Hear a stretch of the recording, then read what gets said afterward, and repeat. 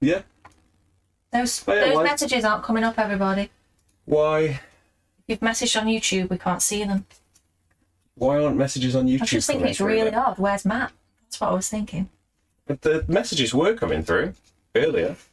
Like why are they not coming? What if you press refresh? Why are they not coming through to the multi-stream page and the box on screen? We haven't seen your chat, everybody. But we've seen a lot. I just thought you was off then. That wasn't here. We've seen what you can see on screen. I saw that they were there before. When I clicked to go, they were there.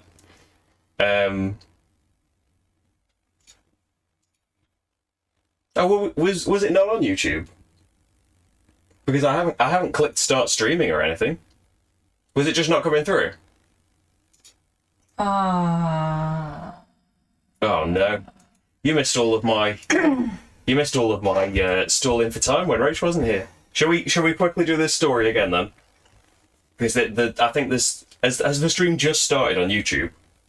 Yeah. It just started. Right. Well, I don't know why. Good job I said something. Because the I was just like, it's strange that Matt isn't here. I saw everyone in the studio page when I pressed start streaming, and the studio page told me it was streaming. So who knows? I'm glad we checked, because I think it's just been going through to Twitch then. So apologies, Heroic Logic. You'll hear it again. But look, the Iron Giant. We are here for Adventure 9: The Girl and Colossus. And Rach will give you a quick recap of where we are so far, which is basically we've read the start. That's all we've done so far. I'm reading it again. Go on. At Cutty's Landing, you learn that the immortal knight is lost in another plane, and that the Girl Colossus can take you to him if you can get it working again. You have travelled to Girlung Bay, where the Colossus rests peacefully in the tide waters. Strange sounds reverberate within the giant's metal body. The villagers of Girlung believe it to be possessed. To your surprise, an elvish fisherman waits for you with a rowboat. He introduces himself as Hans Barger and offers you a plank of wood as you step onto his vessel. "Welcome aboard," he says, expecting a laugh. When you stare at him blankly, he pushes off, grumbling about your poor sense of humour. As you cross the bay, a small purple rift opens and closes again over the giant's shoulder. It seems the Colossus has attracted visitors from another plane. The side of Barger's skiff gently collides with the metal hulk near a large open porthole. "Take this with you," he says. And he's given us a mechanical sparrow. A scrap of parchment in the sparrow's beak has anonymous orders for Barger to row you to the Colossus. "I'm glad to be free of it," he says. "It's been a great burden to me." Children will laugh. You've got to make it as accurate as the first time as possible. Oh, Hans Barger. So there we go. We are in the engine room of this Colossus. We've got to wake it up or something. Hopefully, we'll manage to do that. This is where I said, I really like that map. That's my favourite map so far. I think that, yeah. The chat's looking fine. It's just that the window is too far over to the side. So yeah, apologies, YouTube people, but you haven't missed anything. You've missed... If you want to go and watch the Twitch replay, you can hear me talking about things non-game related, but game-wise, you're all caught up. We're in location A, we're in the engine room, and hopefully, if I press this button, things will happen. There we go. I'm saying how, like, don't you think, Rach? The main camera is like, that's the colour it really is, for a change. Like, that purple's quite close. Pretty much, yeah. Wow, what have you done? Messed with settings for ages and ages, whereas this camera you can't do that, and it's like slightly the wrong purple. This is what much of the chat was before we started. That's what the camera automatically guesses the colour is. But yeah. It's a royal purple. Yeah, it's this purple. It's multi-purple. It's the purple that the screen used to be at the bottom, if you were watching the live streams last year. We're in the engine room though. Engine room. Inside the rusted hulk, it is warm, humid and dark. Strange metallic sounds echo along the narrow corridors. The sunken hull beneath you groans with the shifting pressures of the sea. Your entry point appears to be an engine room. 6 circular gongs rest against 6 crystal shafts full of red sand.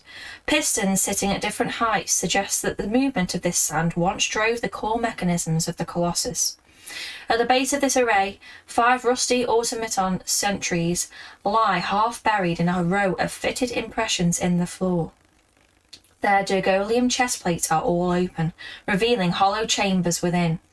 Each sentry, its slot, and its corresponding crystal shaft are painted with numbers 1 through 6. Slot number 4 is vacant. Its shaft is cracked and empty. A path of angular footprints leads through red sand spread across the floor. The corridor ahead branches in 2 directions. The passage to the right smells of old leather. The passage to the left of fresh leaves. If you have the title Cat Rescuer. We have, haven't we? We did save a cat, didn't we? It was ages ago, but Maui. Yeah, because it had like... Oh yeah, its soul was being taken out. Yeah. We did rescue the cat. So we go to A3. Hey, Master Yoda, thank you. I'm really glad you enjoy it. I really enjoy making all of these things. In the way. Yeah, we don't really need this anymore, do we? Yeah, so I'll just put it out to the side. Hopefully you shouldn't need to put the book up too high. The cat you saved from a ghost eater in Fallandor walks into the Colossus behind you. Its spirit still flickers in and out of its body like a candle's flame. Ignoring you, the cat saunters over to a sleeping sentry, crawls into the open Dergolium chamber in its chest, and curls up for a nap. The flickering ghost of the sleeping cat gives temporary life to this sentry, who raises its arm and points to a cabinet in the wall where you find an old piece of armour. When you turn back to the sentry, the cat is nowhere in sight. Reveal 1 random armour card from the armour deck and add it to a player's hand. Armour?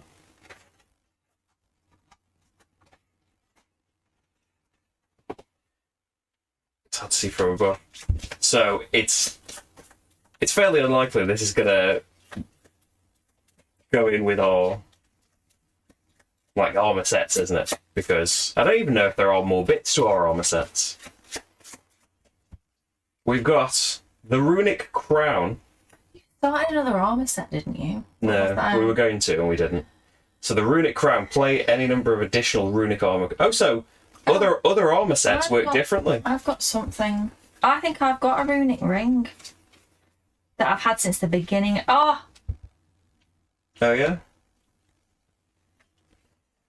If I've got a card that does similar things, yeah, but I don't think it's a runic card. For free. Well, no, I think one mine's for free. mine's just got similar effects, but I don't think it's a runic card. I can do something to black dice, can't I? Where's that card? Oh yeah, it's just a glass dagger. It's got similar effects, but it's not a runic thing. So I'll be having that then, eh, Rach? No, it goes in my giving. Cost you 7 money. I need the crown. Look at me. What are these? Oh, these are the other armor cards. So is there? Yeah, there's more to your set, and probably there's more runic, of course, but there's probably more. There's probably one more to my set as well in there. Oh, there's actually a couple more to yours. There's one more to mine. So it's just random what we get in the market though every game. So we've thinned it down a little bit by gaining that, and that's a card that you can use as well. Hands of cards are thicker than the shops. Yeah, probably the shops altogether. The hands are pretty terrifying at the moment. Pretty chunky. We are like, we're like 9. This is. Well, I suppose we had a side quest as well. You should check out the archives from like 5 years ago. It's scary. Yeah, it's been quite a few years. At any point where I've got glasses on. It didn't even that long ago. Glasses look good on you. Move to another location. So we've got no like choice. A leather-smelling place, which I assume is the Dragonhide Heart, and then the fresh leaves in this. I don't know where. Oh no! Look, the fresh leaves. There's in the a lungs. plant in the steel lungs. So where do we want to go? Oh yeah, it looks like little bronze. Let's go lungs. So my story isn't until the antechamber anyway. Actually, the lungs are kind of off on their own, but let's have a look at what happens. I've got no idea what might happen Going either. to the lungs. But I haven't got these ready at all. Wow. So flick to Adventure 9, and we are encountering... Oh, pass it to me upside down. Number 4. Encounter book number 4. It's strange looking back on some of those things. Oh yeah, XP per May, thank you. We did last, which is almost a year ago now, when we did that 5-year anniversary thing, and I went back and looked at some things. It's scary. What's Supermarket Sweep 1 though? That's the best one. Oh, I need to change the camera. Yes, please. a look at the middle of that book. Why not? I just can't picture where it is. We do have... Oh, Mauler's Contempt. Did we make her happy or sad? Massic Spite, Starlit Hope, or Initiate of the Starlit Door? Mauler's Content, Massic Spite. Oh, Massic Massic likes us. Oh, Mauler likes us. Oh, we got Starlit Hope. Starlit Hope, yeah. 9-6. I think we accidentally helped them in one early scenario. And then we're gutted. Right. Right, if the sentry token is on the adventure map, roll a die. A die? It is on Where are we going to get one of those from? 4. If the sort of 3 or higher, move the sentry token to one location. Nope, don't move it. Right, do we have Malice Contempt? If it was 3 or higher. Oh, yeah. Can't count. Move it one location counterclockwise. So the sentry is where we're headed now. And I don't think we've got Starlit Killer, have we? No, because we're their hope, aren't we? So are we just here? Oh, because we could have fought her, couldn't we? And that's we didn't. Yeah, we've got Starlit Hope. Because Massive and Mola like us. 9-10.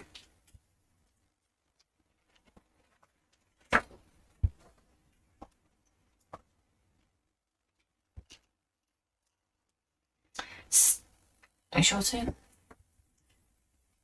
Steam billows from an old pipe, filling the corridor. Through this cloud step the cloaked figures of a young Bastia woman and an elderly dragonkin man. As they grow closer, you recognise the smiling faces of Masik and Mola, who greet you warmly. Our stars align once more, says Masik. Only this time we meet on sacred ground. This is the Colossus of Gulpax, the crafter, creator of the construct race, and traveller between worlds. Mola explains, we came to collect these. She shows you several leather folios full of sheet music. Gulpax's songs hold many secrets from her travels through the plains. These will be our guide once we take the gate of Brizor Wall. Masik draws closer. Wait, he says, look into my eyes. Is your starlit door 3 or higher? No, it's -1.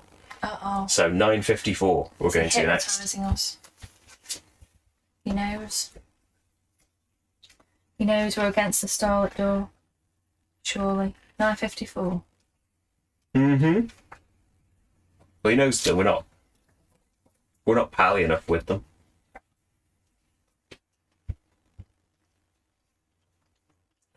Masik frowns. I find it troubling that a hopeful soul would behave without respect for the Starlit Door. In any other time, we would simply banish you from this realm. But we live in an extraordinary moment, and Azima's benevolence demands more from us all.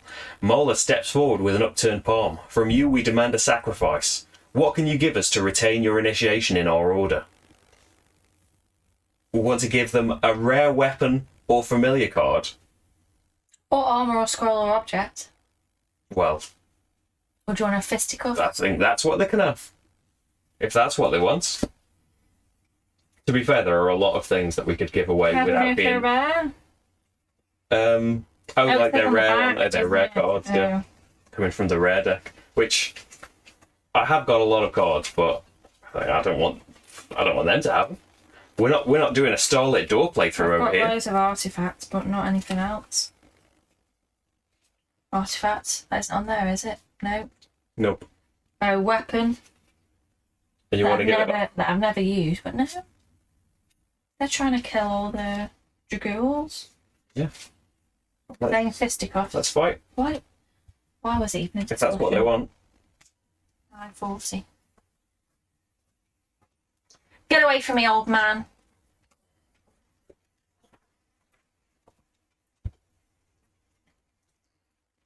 Oh dear. You give Mola nothing, she steps back, placing her hand on the hilt of her blade. Masik shakes his head. If you can make no sacrifice, then you must become the sacrifice. Such is our way. He and Mola touch their foreheads, breathe deeply, and then draw their weapons. Wow, they can try it. So.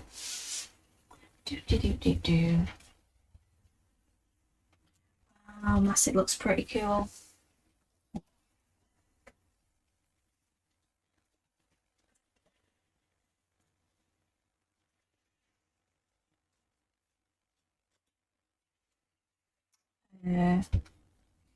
Fleet-footed, So Molar is fleet It's actually focusing on that okay this time. Well, actually, the focus is the one thing that's manual on it.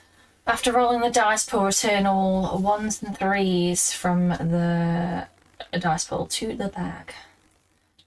We'll have to roll on. I didn't do this angle. Roll on there, can't we? Yeah, I didn't do this angle thinking we'd be fighting two things, but it's just about big enough. Like, apparently, the Starlit Door won a big fight. So we only get 5 dice. Do we want to pay to bring some things out? How many black could... What if we pay to bring out 3 blacks and I just set black with my power? We can't afford 3 blacks. Oh yeah, that's a big one. Yeah. Because you've got 4 and I've got 2. It's two stamina for a die. So then we pay for 3 black, and my psionic ability is, before we build the dice pool, I name a colour. It's going to be black. The other 2 we just leave to chance, because we need every other colour, don't we? We've got loads of cars as well. I'm just thinking, if the blacks are all taken care of, then we might have some card plays to use to get extra dice now in the first round of combat. So our combat dice limit is 5, you can't see that, I'm pointing at nothing. So we paid for 3. I didn't draw any more black, but the black we can set to the exact numbers we need. We didn't need a purple, but I'm pretty good at messing with purple. And we can probably change that to a green. You can change things to green for sure. Black sections. Yeah, I'd just do them. We don't even have to play a card for those. And I think it would be worth... Wait. Did we roll any 1s or 3s? No. No. Just checking. It would be worth... Oh, it's a good job we didn't roll 1s and 3s with the blacks, actually. It would be worth, I think, changing that to a green, because Massic's green 6 would do 4 damage to us. Can we do that? You've definitely got a card that... Somewhere, there we go. Green. Pow. I could bring in my Screech Owl, and we could have a blue or green. And haven't you got a familiar that's red or white? And that gives us some options, doesn't it? I'll let you know. Yeah. Ancient or choice. That's 2 plays for me. So give those a roll.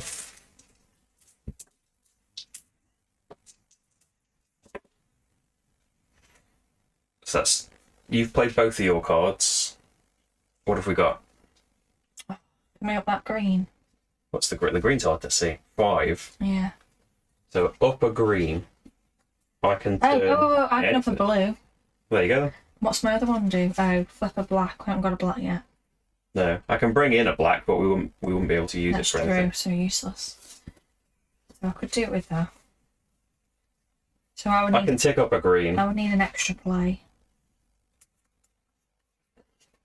So I've already played 2 things. There, I can tick up a green. That's done. So we definitely want to play cards between us now to make these useful. So you might just want to... I can turn a red into anything, but it's a 6. I can re-roll it. I can turn a 4 into different numbers, but not numbers we need. Can I turn the 4... Can I turn the purple another colour first? I can flip it. Oh, I can just turn that into a 3. Yeah, that's probably worth doing. I was thinking, can we do anything with the purple?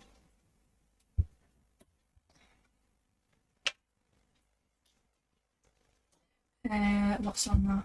1, 4. What's that one? Got that damage. Close. Because it would be nice not to waste that die. I've got those extra plays. We could, like, with an extra play, I'm sure that, like, I can decrease a purple by 1 or 2. And then I can turn a purple a different colour, I'm sure. I think I can turn it blue.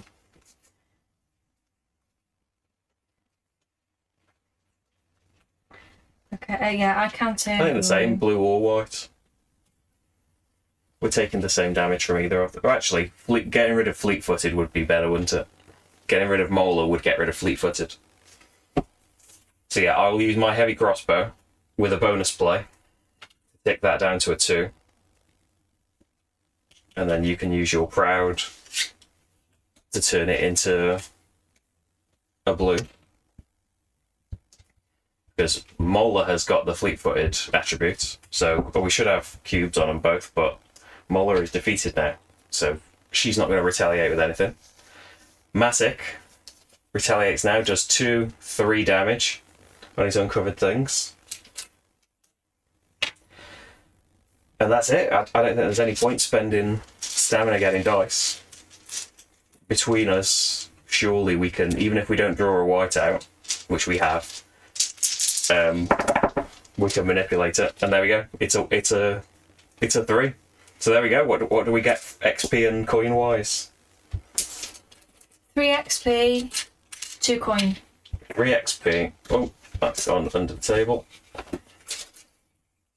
3 XP, 2 coin. What's going on? I didn't even feel that leave my hand. I've just been caught in the middle of it. Dead.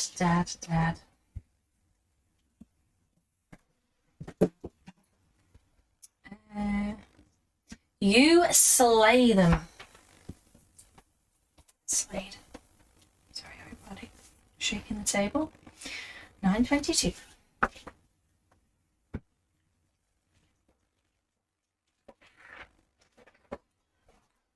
Go on. Mask and Mola lie dead in the steam-filled tunnel. Well, yeah.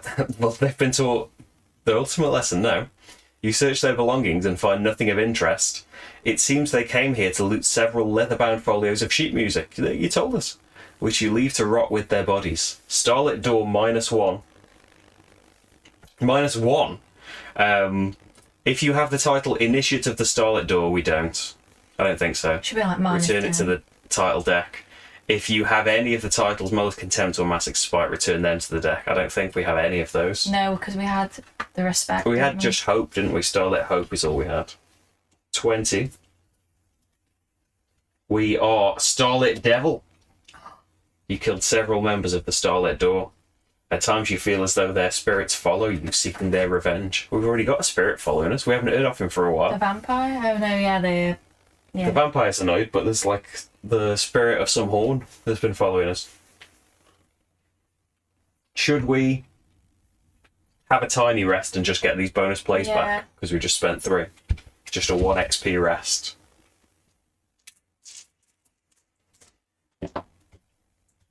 So restore 6. 6. That restores all of my stuff. And the bonus plays go back. Can't rest again just yet. And I get my psionic back. So really, might as well. And then, though, we are heading into location B, and we'll find out what happens when you go into the place with the sentry. Is that in the normal book? Mm-hmm.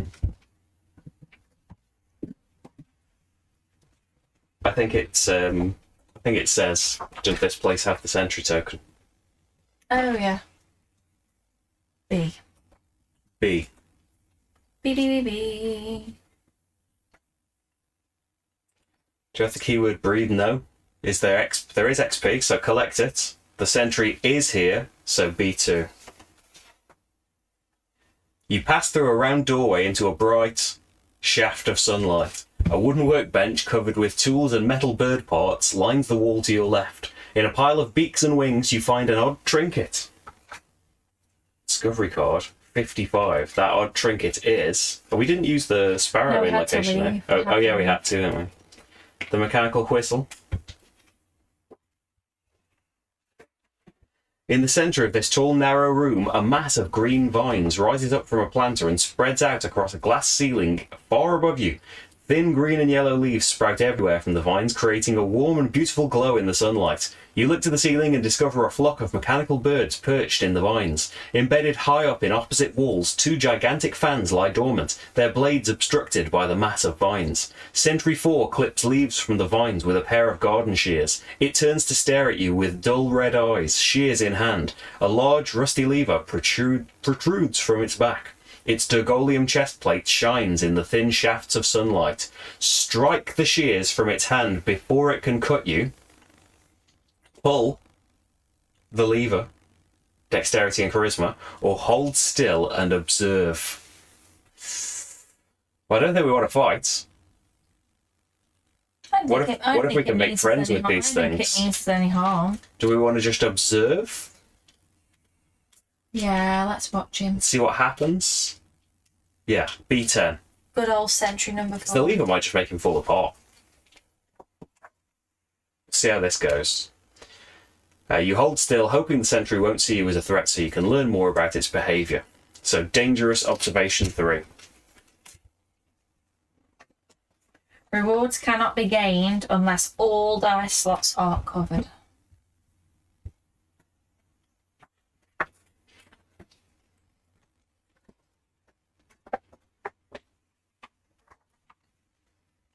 So there we go, observation. I want to get to the mechanical birds. I want to blow this mechanical whistle. Right, so for level 3 then, do we want to say, like, should we do the same trick again and pay for greens? Yeah. Just see what the other colour was. We should pay for 3, because I think we can manipulate whites a lot easier and add white easier than we can green. So we've paid for 3 greens. I'll use my psionic so we can set greens to anything. And then we get 8 dice, don't we? Yeah, Or does so it we say on need tap 5 8? more, yeah. So 5 more. 1, 2, 3, 4, 5. A lot of black. Well, we didn't need black. That's a bit of So we're going to need a lot of colour changing. But the greens we can change to anything. I did that.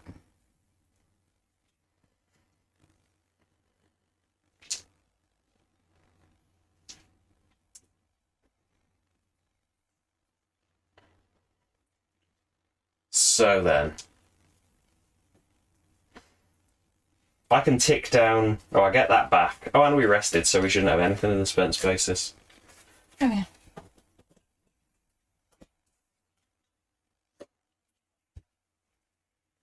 It's just that everything's going to take a couple of cards, isn't it? Because we haven't got the right numbers either.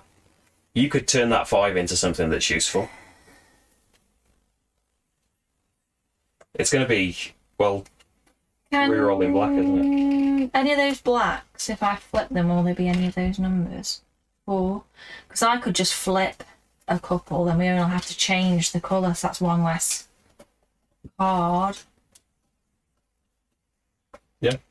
Well, I'll try rerolling the others first then and see what we can get. Okay, do that then. Because I've got the armour that lets you reroll blacks. So, reroll the ones that aren't. So 4 could be changed into something, couldn't it? If the 6 could be even a 5. Well, we want 5s, don't we? It's basically what we want. We don't need to flip a 3. Because we've already got a 4. Yeah. Oh, yeah. Second one. 2. That could be flipped into a 5. Third one. A 4. Which is closer. Only have to tick it up by 1. 6. I can decrease. So that's 1 card play. Your armor set just counts as one thing. So can I turn things into different colours? I can make things 5s as well. I should have just done that. The supply, I just seen it. Checking it. So I'll flip that then. What am I flipping? 2. So we've got a 4 and a 5. We just need to change their colour. So I can turn a 5 into any colour. So I'll turn that into white, whatever. Can't you turn red into any colour? I can do a lot of things.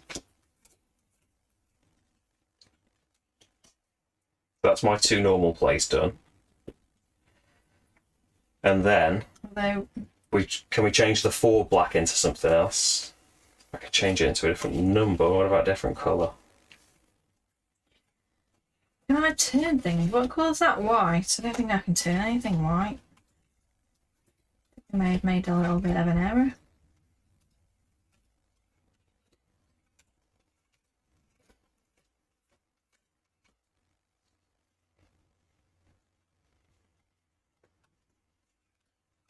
Well, what colour do we need then?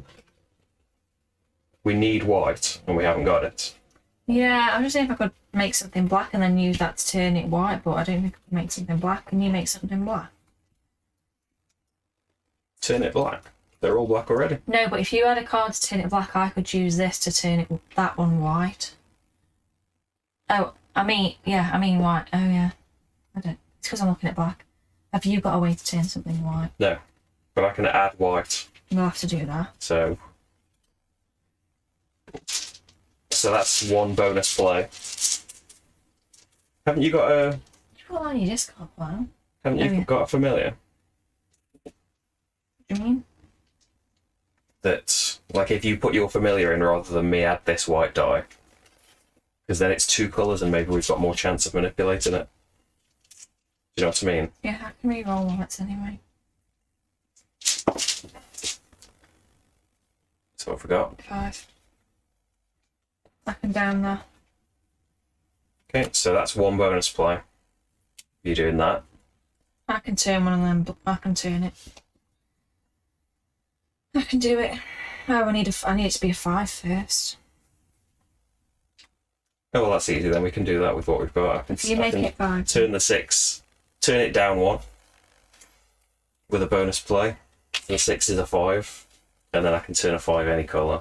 Or yeah, to make sure you set the other bonus play then. There we go. so success, 2 XP. Probably going to have to spend another one resting. Get the rest token back now we've succeeded at something. It ignores you and attends to its work. Well, how rude. After we spent all that time watching it. 21. 21.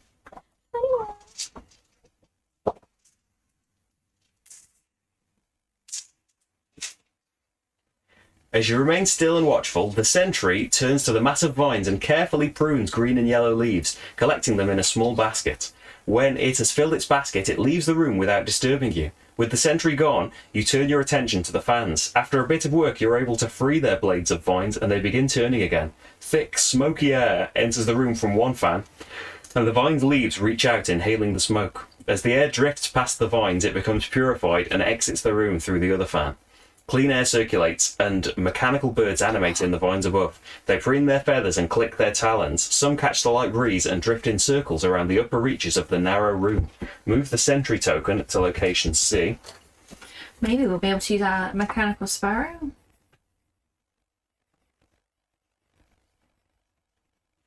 Got the keyword breathe. So, yeah, we should probably rest then, just to get the bonus plays back again. Probably do a 1 XP rest. Because we don't really need the fatigue away, but getting those and the psionic back, it's kind of the easy way of doing every test. You do it. It's your belief that got us through it. So shall we use the sparrow, see what it does? Because the sparrow on its own doesn't take fatigue. 71. The mechanical sparrow hops around on the workbench, nosing at the spare parts. Then it looks up at the other mechanical birds. Should we blow the whistle? And then we'll try doing them together. So we should maybe have done one first, but what if something here makes us do a test and we wouldn't have had the extra plays, we would have lost. You blow the whistle and it lets out a series of sweet chirps. Should we try them together? Think they'll do anything together? No? Okay then. So I guess we need to move on. So we can head on to the Dragonhide Heart. I mean, we can go back to the engine room, but should we see if there's something new along here? So we need the Book of Adventures, number 2.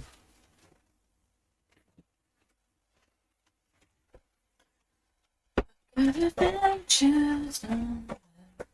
I wanted to use it together. We will at some point, I'm sure. It's too late now.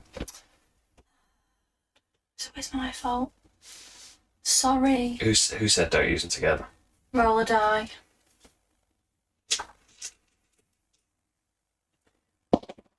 2. Nothing. The passageway here becomes wide and short, so that you have to crouch to continue. Ahead, in a speckled patch of sunlight that falls through corroded metal above, you see the cloaked figure of a halfling lying prone on the floor. A short, dark figure with a pink crystal faceplate stands over the halfling, opening a jar of grey matter. The halfling rouses and cries out in horror when he sees the figure preparing to pour the grey matter over him. "Don't!" he cries. "It was a misunderstanding!" When you hear the halfling's voice, you immediately recognise him as Tarik Nowling. Do we help Tarik get away from the strange creature, which is a check? Or see what happens when it empties its jar? Fisticuffs? What's it gonna do? As you, Rach. But we do like Tarik. Yeah. But then he does work for the king. We do like Tarik. Help him then? 9/11? We're coming, Tarik. You've got Hold the on. textbook, have you? Hold on. As the figure removes the lid from its jar, you rush forward to prevent the contents from emptying. To prevent the contents from emptying the contents onto Tarik's chest. Yeah. I mean, that's not right, is it? Prevent the contents from emptying the contents into Tarik's chest. Oh my, quickness 4. Did we Quickness get the right number 4. of last time? Yeah, I'm pretty sure we did. I suppose it did add a modified in last time. So, Oh my goodness. I guess we try that with... Black, because we... Yeah, but we can only buy 3 black dice. We could buy... Yeah, but we didn't really have a chance to... I suppose we could do some stuff to black. You can re-roll black. We can buy loads of purple between us and then just Okay. change the colours. There's 1, 2, 3, 4. Yeah, why don't we buy 5 purple dice? Sure. And then we can change... That's 5 dice we can change the number Right, of, to spend all definitely. 4. Yeah. It's 2 stamina a time. I've I didn't know how spent much you had. Oh. 3, 4. I had a check today on Etsy, and the shop that made all of the lovely dice trays, it's Still closed. yeah, and might never open. The method has changed since, saying still having a break from it, might not be back. Unfortunately, which good for her if she doesn't want to do it anymore. But she made lovely dice trays, so we haven't drawn any more stuff. That's what I'm thinking, Matt. Psionic purple, because then we've got the numbers set in.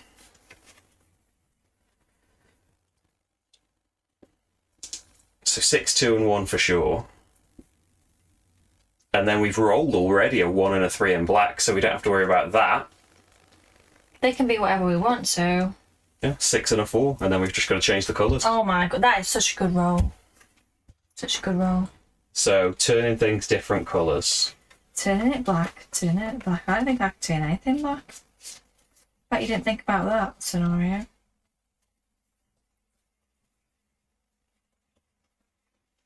I can definitely turn a 5 or a 6 different colours. There we go. Turn a 6 a different colour. Done. Hang on a minute, why don't we put that there? Yeah. Can you turn that for a different colour? I don't think so. Oh. 5 or a 6. Because I can change a red colour, but I can't change black into... I can't turn anything else into black. I can only turn a red into a black. But Well, if that doesn't work out, I don't know. So... yeah, I've played that. I'll where's the other? Yeah, and then turn that green 5 into a black, and then we've just got to tick it down 1. Can you tick a black down 1? What does it need to be? 4. 4. This number here.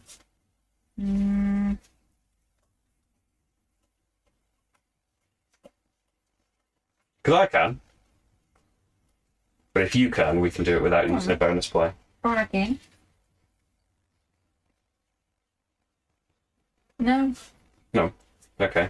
Well, we'll use a bonus play and I'll tick it down. There we go. So 2 XP. Every time I get 2 XP, stingy. And Get rid of them. Don't want them anymore.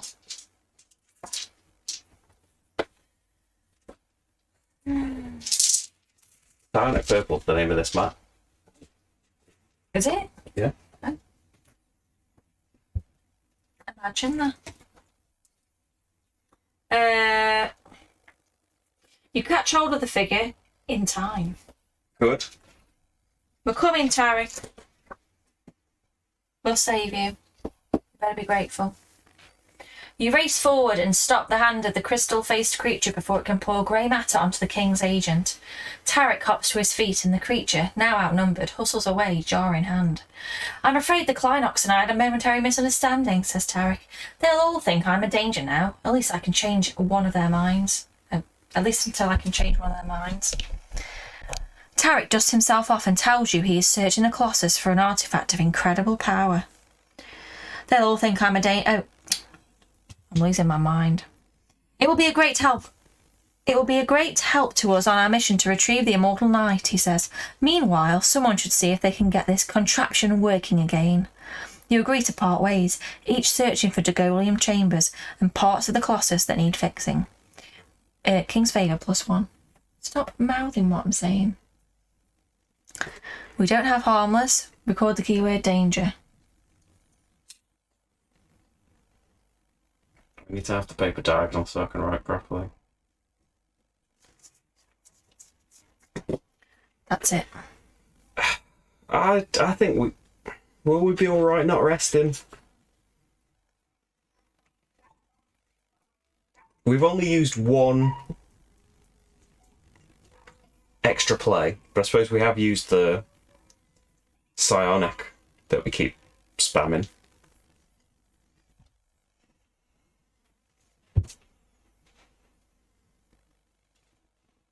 Let's rest then. Let's input Rach. Up to you. I don't need to reset anything. I've got everything. So I get 6 from there, so I've still got a fatigue. Put all of my stats in. Full. And we get the bonus plays and my psionic back. And then carry on to the Dragonhide Heart. So see you in the main book.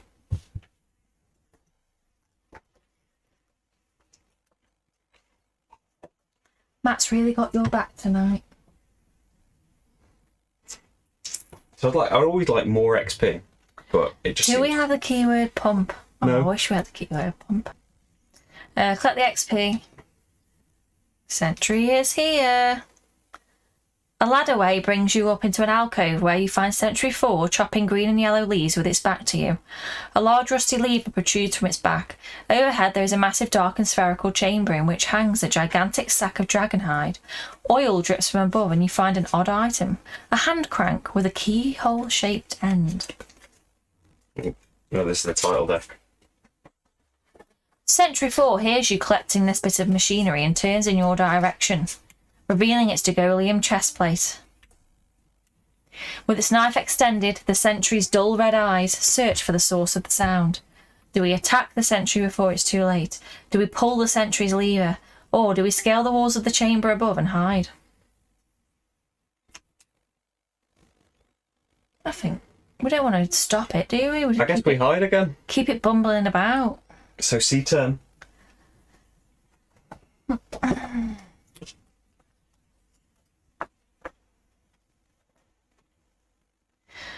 You climb up the sides of the spherical chamber and into its dark recesses, hoping the sentry will not see you. Right, dangerous again, concealment. You can probably check. leave the book there, Rach, and put Okay. this on top of it. Oh, okay, yeah. Let's see. See what you mean. So we've got dangerous again, but level 3. So Look at that. we buy 3 greens and do psionic. Yeah. My pain. And then how many dice do we get? 8. 8. 1, 2, 3, 4. Green, 5. That's right, isn't it? That's all. That's 8 altogether. Yeah, go buy a dinner first. I feel like we're going to pull that lever and it's going to fall apart or something like that. And then it's going to reveal, oh, he was going to really help you. He was lovely. He was one day from retirement. And we don't need to stop looking at the test. So, we can set that 3 to anything, can't we? Yes, I've turned it. Can we turn that black? What can you turn black? I can turn a red. I can turn black. 5s and 6s different colours. So... I can turn it white or purple, I just can't turn it black. Okay. No, I can't. That was a lie. Barefaced lie. I can turn things green and purple. Yeah, I can turn it blue, red, green. Oh, that's it. We'll make it a 5 and then we can... Make it a 5 and then I'll turn it black. And we'll do something with it. Oh, I can turn things white. I'm lying again. But I've got so many cards, I just don't remember. And I'll take it down by 1 and then that's done. Okay, so now... That's not what I've done about this card. I have got a card. So I can turn that red white. Yeah. I can somewhere... I've definitely got this. If I can use the Onyx Cube, I can turn anything into a 5. Turn that 1 purple into a 5. And there's a bonus play. And then all we need is the... Yeah, but can you turn it black? I can turn 5s and 6s black. Okay. That's a 3, isn't it? Mm-hmm. Oh, I can turn it black. It's red. There you go then. So can we make it a 3? Yes. Okay, doing something. Then bonus play. Make it black. And there we go. 2 XP. A lot of stuff used. I just don't remember half my cards. And then... Too many. Get that back. That can go away. That can go away.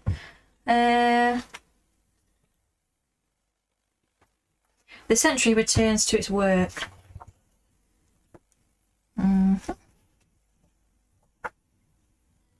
The sentry is unable to find you, and so it returns to its work. It chops leaves, placing them into a tea kettle, and then sets the kettle on the fire to boil. When the kettle is ready, the sentry pours itself a cup of tea and leaves the room. With the sentry gone, you search the upper reaches of the chamber. The dragonhide sack is attached to 2 pipes, each of which is controlled by a large valve wheel. Around these pipes, some creature has built a nest, now abandoned. When you turn the valve wheels, the dragonhide sack below you swells full, drawing in oil from one pipe, and then collapses again, pushing the oil out through the other pipe. Between contractions, you slide down the sides of the chamber and watch from the kitchen below as the heart of the Colossus pumps away. We've started its heart. Okay. Remove the sentry to D. Get the keyword pump. There we go. What we're gonna do, use the bird. Go on then. Just the bird. Then we'll do the bird and the whistle. The mechanical sparrow hops around the wooden counter and pecks at the kettle, making a pleasant ding that echoes in the dark chamber above. So anyway, for the crank, 58. You spin the hand crank around, and it makes a pleasant rhythmic click with each rotation. Even though it wasn't made for music, it has a nice sound.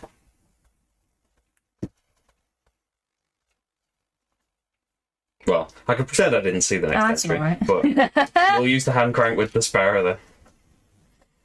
But there is a hole there in the sparrow. Well, you would have wanted to do the sparrow and the whistle. Yeah, eventually I would have tried every Which, permutation until we if died. you did use the sparrow and the whistle, it does tell you there's a hole in its chest.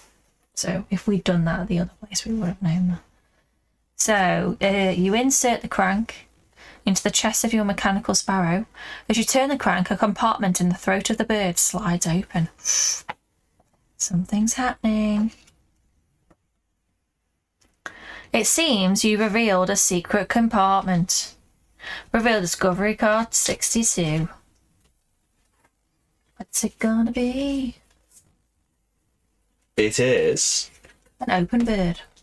an unlocked Literally sparrow. is an open bird. I would say that's a compartment in its chest. Well, what are we gonna put in there? A mechanical whistle. Do you think so? 55, 62. Oh. You do. You slide the whistle into the mechanical sparrow's open throat compartment and it clicks into I just place. wanted to try it, but there we Maybe go. we've changed its tune. Well, the other ones, they were 25. chirping, weren't Yeah, they? they The were. sparrows that were working, it makes sense. The little bird in your hand lets out a series of chirps and hops about happily. Reveal discovery card 82. Big Oh my sparrow. goodness. Oh wow. Hey, Handpants, welcome in. Oh, you played some role player. Well, you're in the perfect mood then for some adventures. So, maybe later on we'll have to go back to the lungs with that bird. Probably. Are we seeing what? There's no fatigue involved, so we might as well check out the whistling sparrow. The mechanical sparrow hops about joyfully, chirping away with pleasure. The chamber above reverberates each note from the little bird, which flies up into the darkness, expecting to find a friend. She flies around singing her song, which is echoed back to her as if a whole flock were in flight with her, but in fact she flies alone. Aww. After a short time she returns to you, looking confused and a little lonely. So then, I suppose, should we do rest first? Should we do a little rest first, and then because we did a test, didn't we? Lonely. We Oh, did a Tom is test. on. Tom is on Spend the next fire. thing. Oh, Tom wow. is really, What about that fantastic dice roll I Tom is did? really taking control this time with my technique. No, the other dice were rolled like exactly what we needed, and I did not use your technique. Watch back other episodes if you haven't seen previous episodes where I displayed. I'm paid quite a lot by the Tabletop Association to not reveal this technique. So What were you don't tell anyone that I've told it yet. But it's a way that with a certain action, you can get any number you like on a roll. Rach has since It's not true. Rach has since started to echo this technique. And you can't deny Thanks, the Matt, results. and I will just say that I haven't been rolling using that ridiculous technique that apparently Tom uses. Well, we've Yeah. all seen the technique being used. Rach makes sure that she makes sure that her wrist isn't in shot when she rolls the dice. Oh, we'll see. So you can't see that this technique is being used. Right, what would you And that do? is partly to protect me because I said that I'm paid an annuity not to reveal it to anyone. We're going back to the flock, aren't we? Well, I want to, Let's- but what if the thing moves before we get there? Well, and we get denied a location again. I don't think we're going to get denied this because this is my story I meant bit. the sentry. Oh, well, I feel like if we go to the Steel Lungs now, the sentry isn't there. Whereas if we go on an adventure, Yeah. it's probably going to end up there. So we could at least go to a place before. As in full of technique, yes. Full of it means like full of vim, vigour, joie de vivre. Yeah, sure. That's why Full of- we use the phrase "full of it." Full of Let's technique. tell ourselves that. Not when we find somebody over Big- full of vigour. Big dice don't want me revealing this secret to you all. And you know, I can't use it all the time because, you know, who would play a game against you? Where would the fun be and can't stop? If you could stop. Do you want some story, Rach? Yes, please. I'm done with this We do conversation. have the keyword breathe. I'm done. After that stream a few weeks ago, Rach said, "Can you please teach it to me?" In a narrow room, vines reach up from a central planter to the highest reaches of a glass ceiling. Mechanical birds float lazily around the upper vines. One giant fan pulls smoky air into the room where the vines purify it. A second giant fan blows clean air out the other side of the room. Well, obviously we're going to use a whistling sparrow. The whistling sparrow. Stop saying whistling. Whistling. W comes first. Whistling. Titanium white. The mechanical sparrow hops across the floor right up to the planter where the vines grow. It pecks around in the soil and finds a worm to eat. Well, I am Thanks, Rach. extremely disappointed with Glad we that came back incident. here. Well, I suppose it's wasted nothing but our time. So we can just carry on as if Oh, we the hadn't done bird is that. still lonely. Still lonely. Maybe we'll find something in the chamber. 3. I hope so, else I might just be sad all night.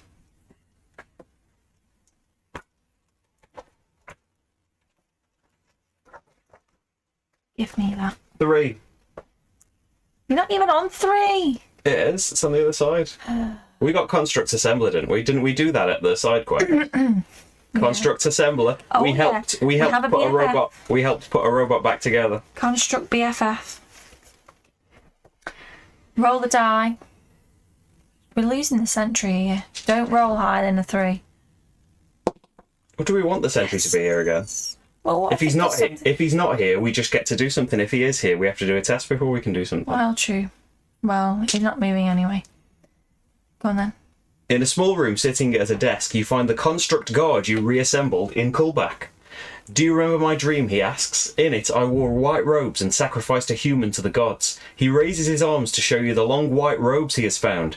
They were here in a chest with the journal Gulpax the Crafter kept as she made the first constructs. It says Gulpax abducted a male human in white robes and brought him to her workshop to study. She wanted our bodies to be just like his. So you see, my dream wasn't exactly right, but it wasn't exactly wrong either. How can that be? The construct's head twitches slightly. He seems awfully confused. I have 2 internal directives, and I do not know how to choose. One tells me to return to Cullback and inform the others of what I've learned. The other tells me to search Ulos for additional volumes of Gulpax's journal. What would you advise me to do? I think you should adventure. Go on, Because- friend. Strike out on your own. They will tell you Because no. no offence, construct. You haven't really learned much, other than that you made into Also, something's we've image. got a special construct. The other constructs are quite Yeah. just doing their job. He needs to find out more, I think. Go on, friend.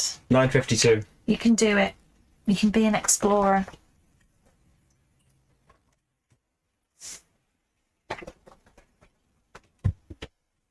Matt thinks we should have told him to tell his friends. Uh-oh. I think we made the best decision. He seems happy. A smile spreads across the construct's face. Yes, I will wander the world and perhaps discover more of Gulpax's secrets. What a lovely idea. He rises to leave with a look of excitement in his eyes. By the way, I found my true name in this codex. I am B143, and I thank you for your help. You're welcome. This makes me want to turn to B143 in the book. I don't think that is what it means, but wandering construct. There we go. Oh, what a guy.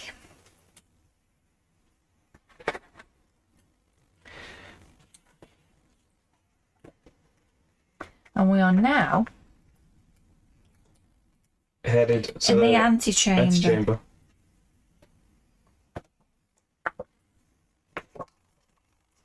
We do not have the keyword sing. There is XP, which we get. A spiral staircase moves up the neck of the Colossus into a cosy room covered in elaborately woven rugs and rich tapestries. Bizarre musical instruments line the walls, strings, reeds, percussion and brass, all of which seem to have been invented in some other world. A small stuffed chair in the corner holds the bones of an ancient gnome, wrapped in a flowery silk robe, a silver dagger stuck between its ribs. On its lap sits a sheet of parchment with a few bars of music inked in. On an end table next to the chair is a cup of hot tea. Sentry 4 stands next to the skeletal gnome as if waiting for it to drink its tea. The sentry's Degolium chestplate is spotless. While the sentry is waiting, you sneak up to the end table and find an instrument of impressive craftsmanship. Don't we need to get his chest plate? Do we? I'm sure one of these things in here haven't got a chest plate, and that's part of what we're doing. I don't remember. You pick up the flute and play the tune from the sheet music on the gnome's lap. In doing so, you have successfully captured the sentry's attention. It seems to think you are its master. So you think pull its lever then? I don't know. Maybe I'm wrong. Pull its lever? Break its heart?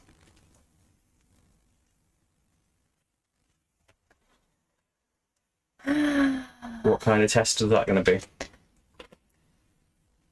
You play your flute and the sentry relaxes its pose. As you continue to play, you work your way around the automaton, hoping to pull its lever.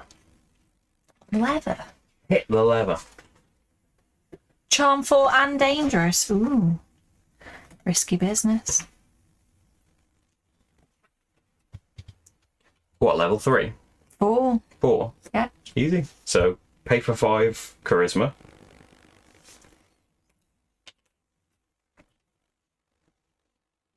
How much have you just paid? 6.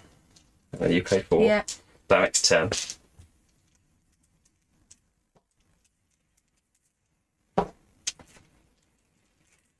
Four.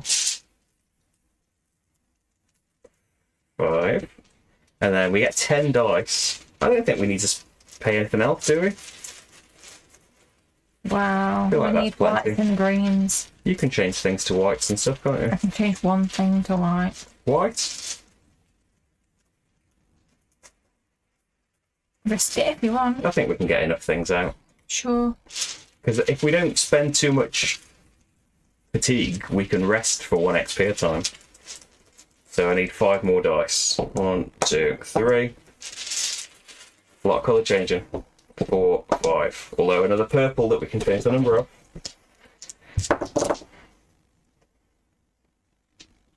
So what have we got? We must be able to change that 3 up a bit. We've got a black 2. Can we change that to a white?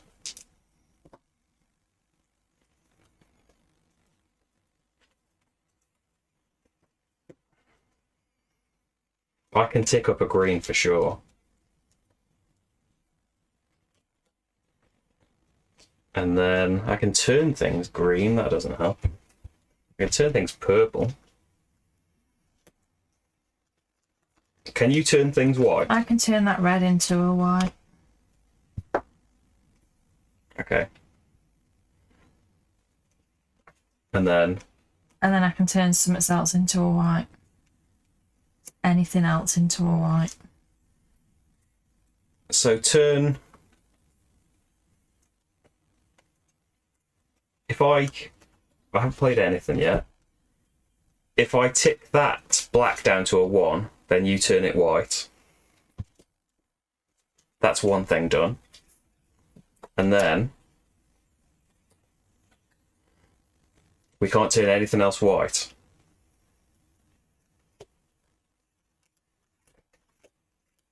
We can change it afterwards though, can't we? Oh, first, okay, I'm gonna change the purple 6 into a white. Oh yeah. It could be anything though, you can just have it as 4. Oh, do you need Yeah, it to be a I 6? can't flip it unless it's a 5 or a 6. We could make it a 5. We could set that to anything. So it's white now.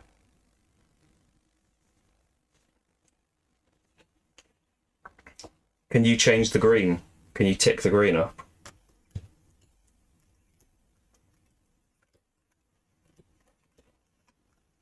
No. Oh, we don't need to. Oh, yeah, we do need. So the purple's a white, isn't it? Yeah. So spellbook, tick that white down by 1. That's a bonus play. And then tick the green up by 1. Or flip it, yeah. Could do any of those with the Sylvian's Claw. There we go. Test done. There's 2 XP. So we'll see how that affects. The construct, number 4, the sentry.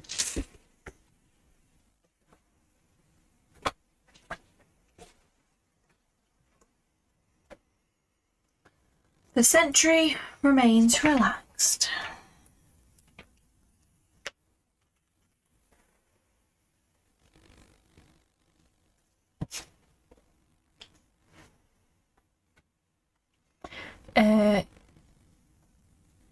It's you, isn't it? Your song distracts the sentry, allowing you to walk around it to pull its rusty lever.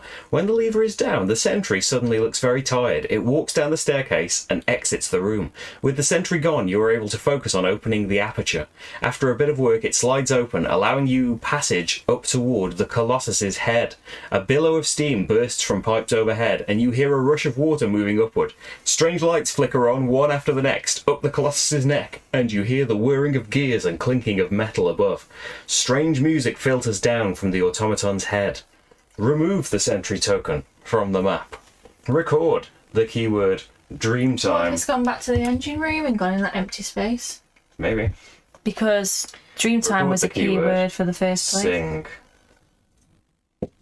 Reveal discovery card 14 and place it out onto the map.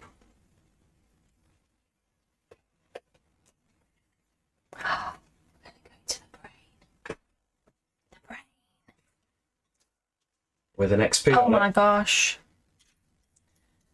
And is our King's Favour? No, definitely not. We can discover the known secret if you've got good King's Favour. So we get a choice, which means it's backstory time. And so that is split, I think.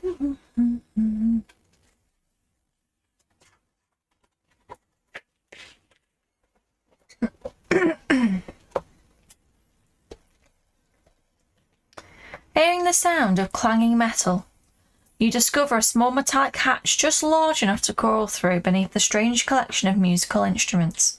Opening it, you find the halfling revolutionary, Kern, inside. He appears to be attempting to open a second hatch. I am revolutionary. Oh.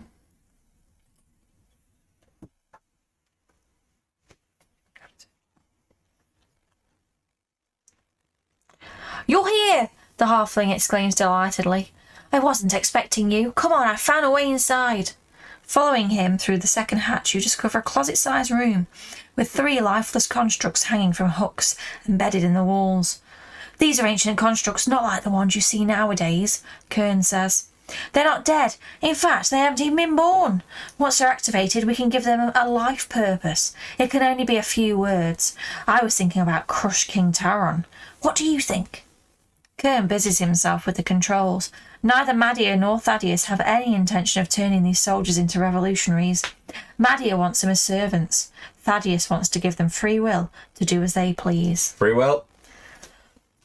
I will choose free will. Move your lamp marker up.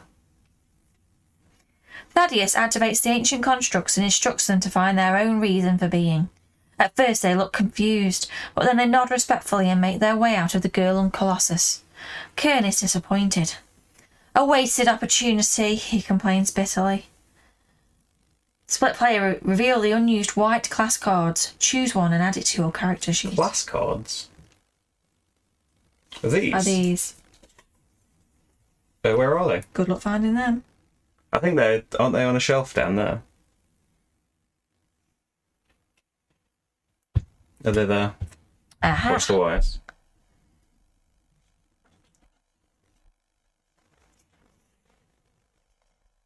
And then we can use an item and all that stuff.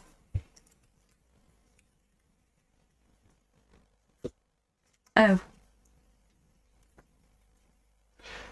So I get a new class ability. Can spend up to 3 gold and an equal number of random dice to the dice pool.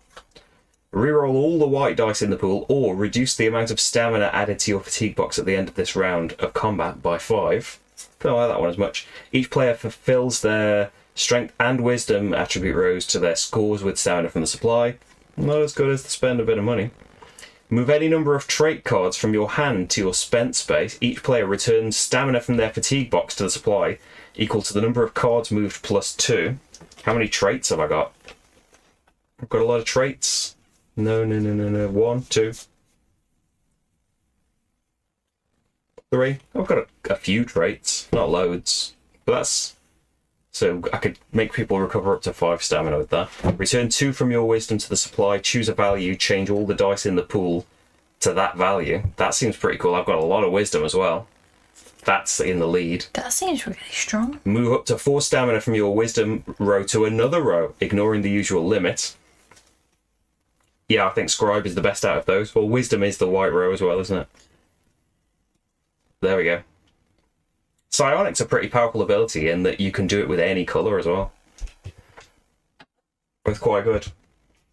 Right then, so we'll come back to that at the end. I suppose.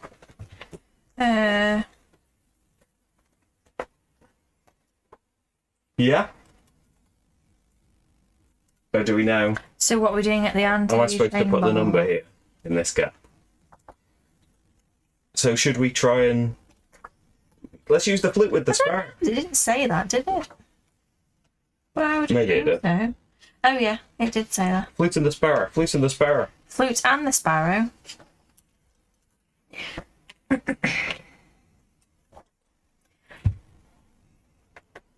You play the flute and the mechanical sparrow sings right along. As you play the notes on the sheet music in the skeleton's lap, the bird begins to sing in unison with you. The tune has a powerful effect on the walls around you, which shake as if the Colossus itself were responding to the sound you make with the bird. Gain 3 XP.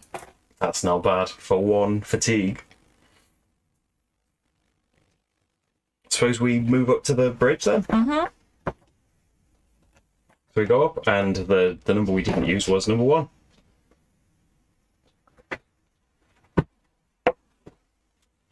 So... Oh yeah? 9-1. Sorry.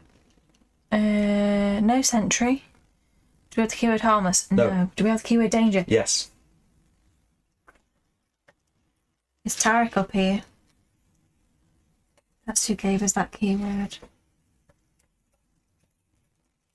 What's he up to?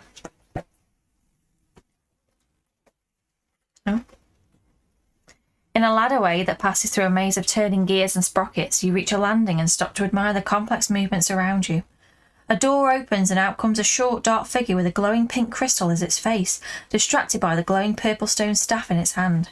When it looks up and sees you, its faceplate turns a deep red.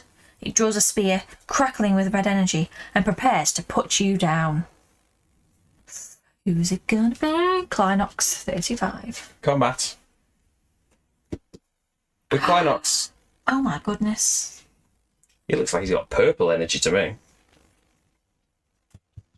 Hey James, welcome. It's going pretty well. You're just in time to see us in combat with Clinox, and we haven't rested, have we? So unfortunately, we haven't got any charisma to spend to get purple dice. I'm pretty good at manipulating purple dice, Do though. you have your power? No, maybe not. I don't know. We probably used it. But I could turn all the dice into 3s if I wanted. Which might not be the right colour. So shall we buy one of the other colours or not? I suppose we've only got 2 plays as well. So you should at least buy a red. I'll buy a white.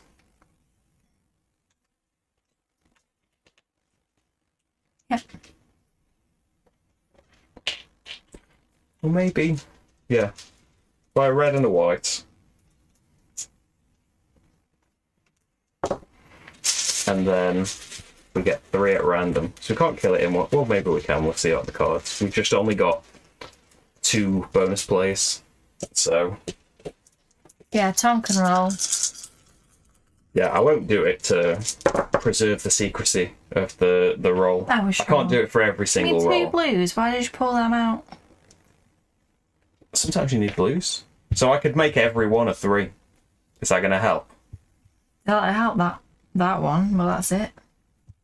Can we turn things different colours? So I can change... I can make things different. I can turn something into a 3. I can turn something purple, I I'm can sure. flip a black. I can turn... Courageous turn something purple. I can up or down a blue. Flip purples, manipulate purples. Reroll purples. Add a purple. Add a purple. Turn a 5 into any colour, but it's not a 5.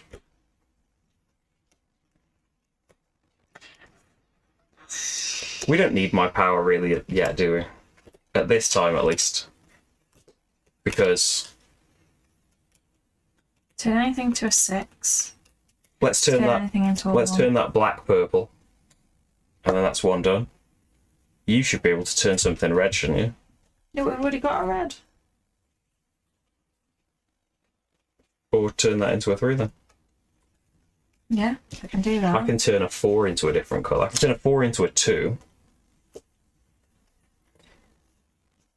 And... Can't really turn things white, can we?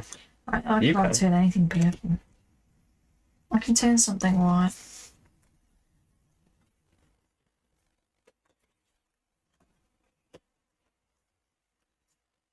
So I've played one card, haven't I?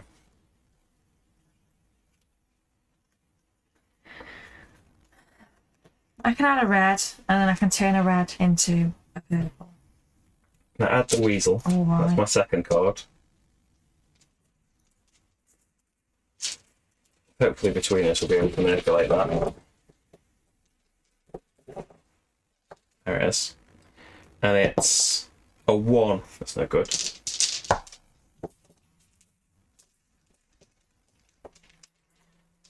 So you can add purples, but you can't change them. Yeah, I think we had one. Sure. Why don't you just... Yeah, add... Yeah, add the purple. What you adding? A white? A purple? Yeah. Add a purple, and then I could just make them both 3s. Rather than spend any more cards. Mm-hmm. Return 2 stamina from wisdom to the supply. You have to turn everything to a 3. Yeah.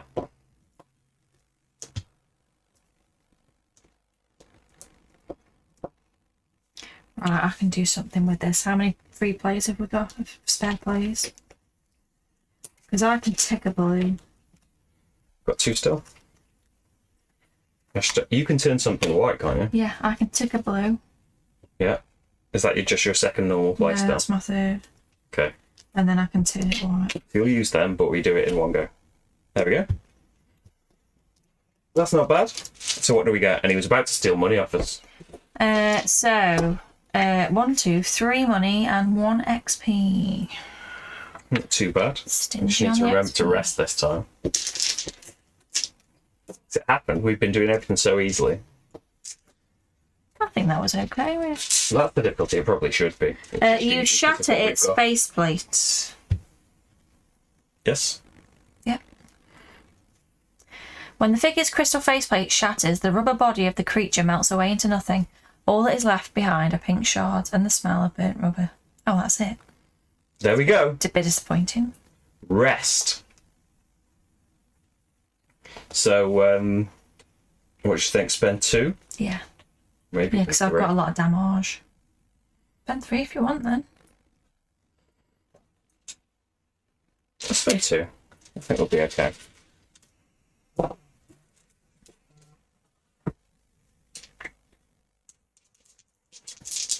So I restore 9.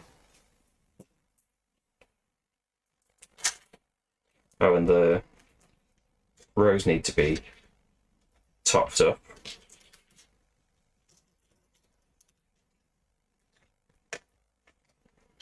And they go back. I get my 2 class abilities back.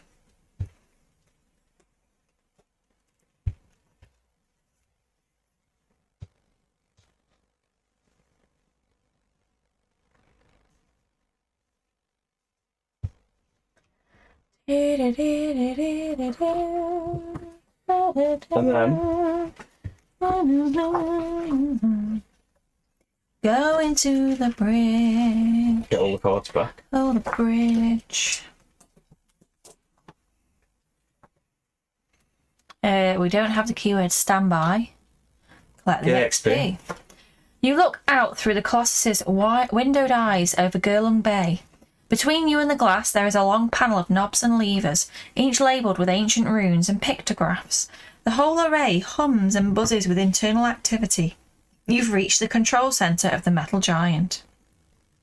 As you stare in wonder, A small figure crawls down over one of the windowed eyes, smashes open one of the faceted panes with his mallet, and leaps into the room.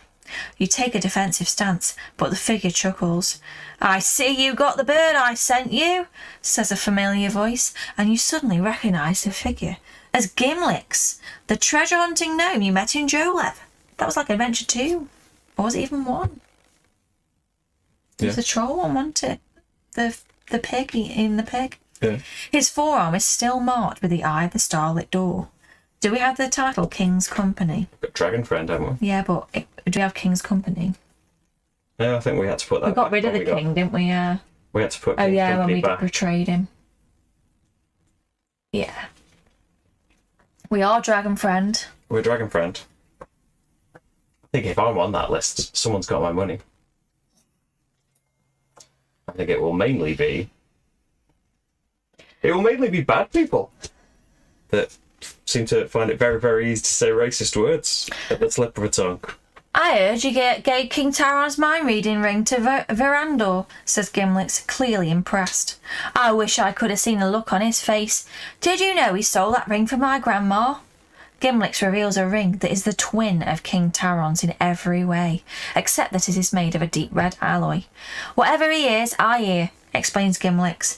The Starlit Door couldn't have a more reliable spy than the king himself. Of course, now all I get are dragon songs, so thanks for that. I think we've still got hope, yeah. Yeah, somehow. Get rid of that. No one else knows we killed him yet. Gimlix places 3 fingers under his right eye and bows. I forgot to welcome you as a member, he says. My apologies. Then the gnome hops up on top of the control panel and points out through the Colossus's windowed eyes. In the distance you see a massive stone gate towering over the abandoned lands. The battle has already begun, says Gimlix, but before we can join in, we should pay a visit to the Immortal Knight. If King Taron wants him back and Verandor wants the Immortal Knight dead, then the Starlit Door ought to have a say in the matter, don't you think? Before you can respond, Gimlix drops to the floor, opens a hatch under the control panel and climbs in. I have to do some work on the control panel. Why don't you go below and see if you can get all the mechanisms working? Hurry back when you've got everything moving again. I'll be here. Well, too late, yes, Gimlix, because we've done it. So you're too slow. You tell Gimlix all you have done to get the Colossus working again. He looks impressed and quickly climbs up to fiddle with a few knobs on the control panel. Well done, he says. Are you ready to go? We don't have a lot of time, but if there's anything you still want to do before we launch, now is the time to do it. Well, we want to try and sort out this bird, don't we? Continue to explore the Colossus. Record the keyword standby. I think we need to go back to the engine room. I think something's happened down there. Let's give it a go. So, are we going to do the bird first? To-woo. Oh, sorry, it's not an owl. Stop looking at the stories. Oh, I don't think we can't use the bird here. Well, that's a bit of a... So, engine room then, because that's the only place we haven't tried to use the bird. Okay. Move us along, Rach. Moving along the track to the engine I don't room. While you're doing that, the chat box should be underneath the camera so the chat disappears. We do have the keyword Dreamtime, so we'll go there. In front of the array of crystal shafts. That's a lovely staple. Oh my gosh. What's all of this tape? Oh, shut up. And sleeping sentries, you find Sentry 4 sweeping up red sand and pouring it back into the top of shaft number 4, which it has repaired with a strip of sturdy adhesive cloth. When it's finished its work, Sentry 4 lies down in its slot in the floor. Told you that's where it belonged. You didn't listen. The chests of all the other sentries are open, revealing empty compartments within. But Sentry 4's Degolium chestplate remains closed. Flute? Sparrow? Which one? Either. Turn to 1.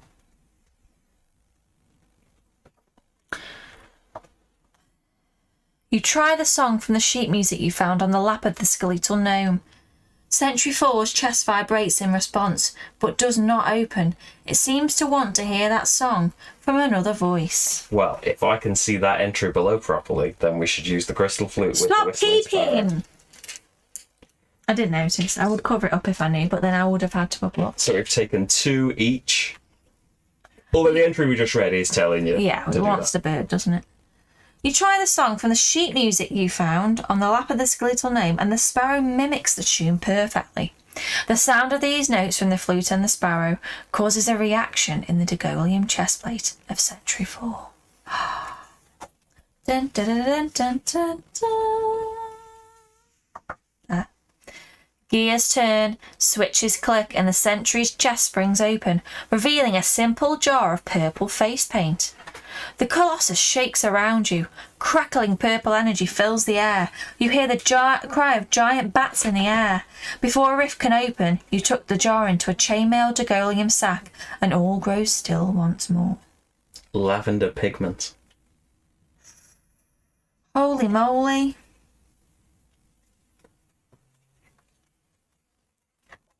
It seems like you should have that. It seems like there's more times when I have cards that are useful. So maybe you should have more options. Did we use both those things in the heart? We didn't have both of them in the lungs. We didn't in the heart because we got the flute in the antechamber. Maybe. But wasn't the lungs where all of the birds were?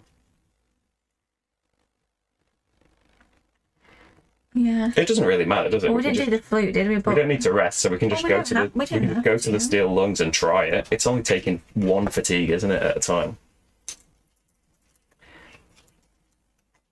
He is shifted, that Kimlex.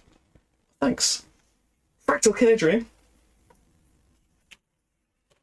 I do read quite well, Thank you. Thank you. Oh. I think that's what about your reading. Rach just picked up some great reading techniques. So we've already read that part, so what we're going to use? The bird. The bird And the whistle. Bird and the whistle. We came here and did the sparrow on its own. Yeah, we did do this because So now it was we've got the flute. lonely. It was lonely, and I was sad. I've just given us a fatigue. 75 and 82. You play your flute and the mechanical sparrow sings right along. It flies in loops around the vines while repeating every musical phrase you play. When you're done, it lands on the workshop table and you notice someone has carved a bit of musical notation into the wood. You try this tune and your sparrow chirps along. After finishing the bars, you hear a click below the workbench and find a small safe in the floor has popped open. Inside, you find a few ancient coins, gain 3 gold. Nice.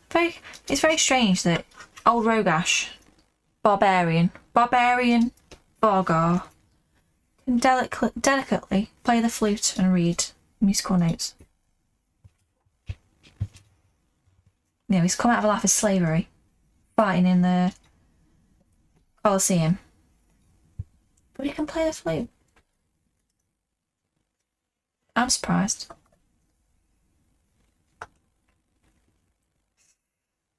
So we can go to the Dragonhide Heart. That's the only place we haven't used that combo. Oh, the chat. If I ban someone from Twitch, don't worry too much, it was just a spam bot.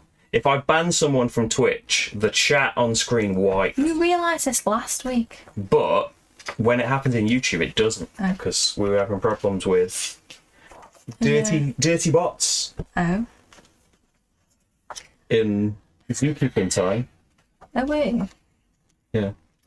Rude. And you can get rid of what they're saying, it's just that it stays on screen. And right, so we're at the heart. Who sees that and is like, I do want followers on Twitch. I will click this random link. 75 and 82. Right, got it. Have we taken another stamina, fatigue, the crystal flute? You play your flute and the mechanical sparrow chirps right along, repeating your every phrase. The reverberation in the chamber above you is lovely, and the sparrow takes flight, circling the Colossus's heart while singing its heart out. In this space it sounds as if many of the contraptions were singing it together. You play the phrase you found in the lap of the skeletal gnome, and when the sparrow repeats it, several compartments open up beneath the wooden counter. Well, aren't you pleased that I made you come to the heart?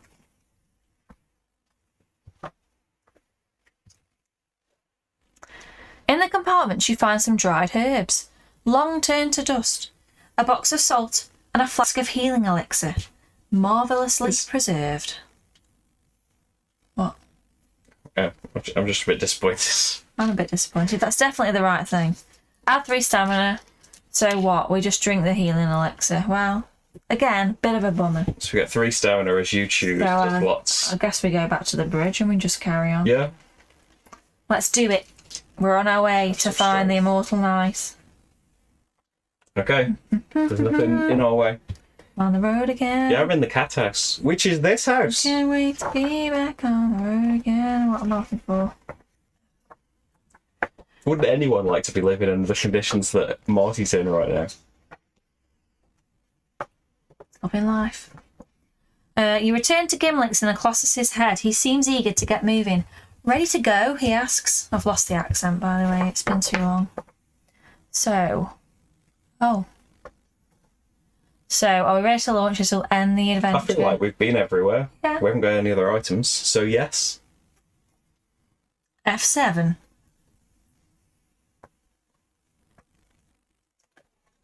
Gimlick nods and climbs into what appears to be the captain's seat of this vessel. As he searches for something in the arm of his chair, you hear a familiar voice, mumbling to itself from the ladderway below. Suddenly a goblin emerges onto the bridge. You recognise him as Gundor, your Dragul companion from Cullback, the prison. He carries a mass of maps and diagrams with him. "Hello," Gundor says, "surprised to see you. I see you've got the control centre operational. I have some blueprints here that show us how..." Suddenly Gundor leaps back, dropping his papers and drawing a thin blade of chiselled bone. He points this blade directly at Gimlick's. "Are you with him?" Gundor asks you nervously. Gimlick steps forward, brandishing his mallet. "There's no room for you, goblin. Time to go." Evenly matched, they pace around each other, looking for a chance to strike. You'll have to choose one of these two to help you pilot the Colossus to Afriel in search of the immortal knight. Do we stand with Gimlick's and chase Gundor away, or stand with Gundor and make Gimlick's flee? Well, I suppose Gundor is the Is that Dragul then. Yeah. And so if we want to go Dragul, we gotta go. Sorry, Gimlick, you're just too Starlit Door, and we're not Starlit Door. Shame, really. Oh well. Let's go. Gundor did help us out of the prison, let's be honest. If anyone's been of more help to us, Gundor. F9. You put your weight behind Gundor, and Gimlick takes the hint. Chuckling to himself, he heads back down the ladderway into the depths of the Colossus. Gundor seals the entryway, gathers up his charts and diagrams, and takes the captain's chair. Record the keyword, Gundor. There it is. If your Dragul is higher than your Starlit Door, increase your Starlit Door by Done those 1. bits. Oh. Do we have No, grey matter? I was looking at the wrong one. Do we have grey matter?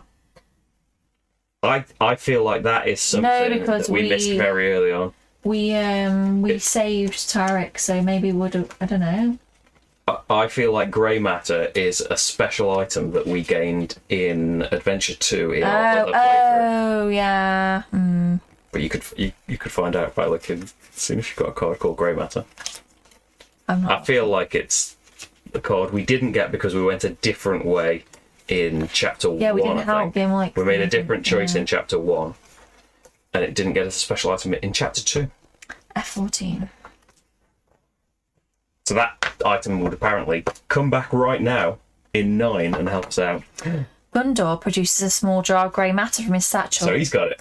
"I stole this from a halfling I found below," he explains. It's Tarik. Remember the very first time he tried, at the very first scenario at the gate, he wanted to give us something, but we didn't have enough King's Favour. Yeah. A small pedestal rises from the floor next to Gundor's seat. He places the jar on this pedestal and covers it with a small Dagolium dome.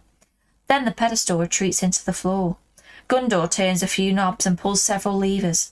The air overhead darkens and begins to swirl.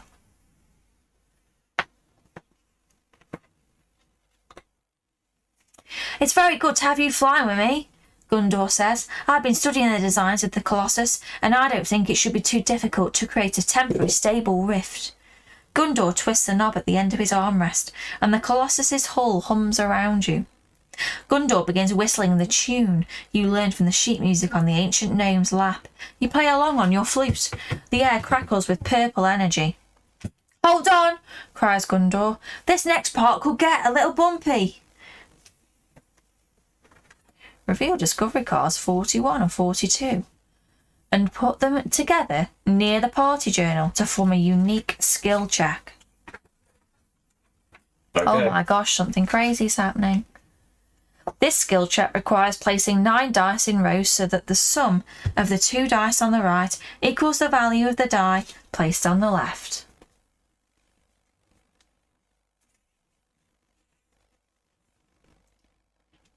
Hopefully I'll put those back right. We haven't quite finished it. Dragul's definitely broken. If your Dragul is 5 or higher, each player adds 2 stamina from the supply to either their dexterity, wisdom, or intelligence, ignoring the usual limit. What do we need? Blue. Oh, those things. What shall I go for? White or blue? We can't do a lot. I can turn things blue. We can't really turn things white, but you've got a lot. What should I do? How many am I adding? Don't forget matters too much. Yeah, but which one are you going to choose and go, oh, I'll do my power on this? Maybe black. I can turn things blue. We can't turn things white either. Oh, yeah. So, I guess, it's meant to be -3, thank you.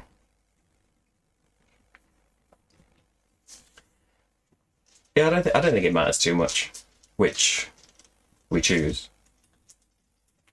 Put it in black then. Skill check. Piloting. So can you turn things white? Can you turn one thing white? I can turn one thing white. How crazy is that? We've got to be adding stuff together. Crazy. So I guess, like, you can see that. You can see it kind of big enough. Put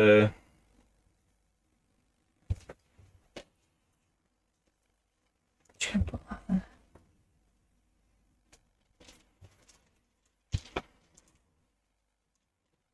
Then buy blue then, since I guess it's the hardest thing for us to manipulate. We can still buy the other dice, but I'm going to do my psionic power on. So do it on black then. I'll do psionic on. Yeah, I think. But you can manipulate white and manipulate black really easily. Yeah. So set things to blue. I can't manipulate black. I can react. We can still buy the other dice and make sure we've got the right numbers. But I'm going to do psionic on blue and buy 2.